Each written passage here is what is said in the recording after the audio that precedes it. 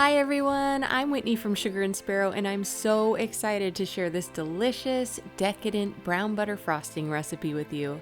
It has a deep, nutty flavor and notes of caramel, making it perfect for your fall bakes, but it's so good you're going to want it all year long.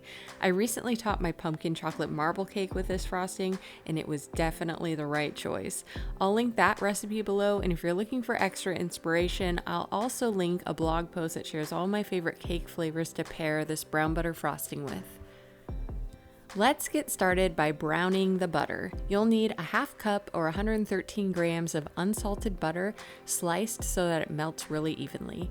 Place the butter into a large skillet and melt it over medium heat. Once it's melted, you'll want to stir it constantly to keep the heat consistent throughout. This butter will go through stages on its way to becoming brown butter. First, it'll get bubbly, then frothy. Then the milk solids will start to separate, which is when you start to see the little bits forming. And finally, those bits will caramelize and give off a nutty aroma, and the mixture will turn a light brown color. This is the point where you want to remove it from the heat and pour it into a glass container to stop the cooking process. Butter can go from brown to burned in a matter of a minute or so, which is why it's good to know these stages ahead of time so you know exactly when to remove it from the heat. Just look at these brown bits in the butter though. This is what you want it to look like. The brown butter will need to come to room temperature before moving on, and you can do that by keeping it out at room temperature for an hour or two or placing it in the refrigerator for about a half hour. It will look creamy like this at room temperature. This is a good time to take another stick of butter out of your refrigerator because you'll need another half cup of unsalted butter at room temperature for the frosting recipe.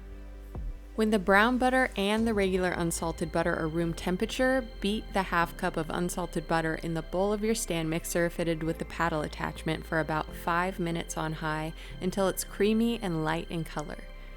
Add the cooled brown butter and a teaspoon of pure vanilla extract and mix that together on medium until it's uniform.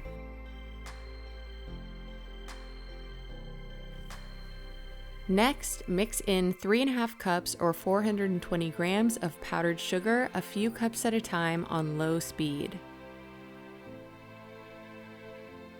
Once your powdered sugar's all mixed in, add 2 tablespoons of room temperature whole milk and a pinch of salt. Keep the mixer running on low until everything is uniform and smooth. Just look at how gorgeous this brown butter frosting is. Those little flecks of brown butter are just stunning, and this frosting has a perfect nutty caramel flavor that will pair so well with so many bakes.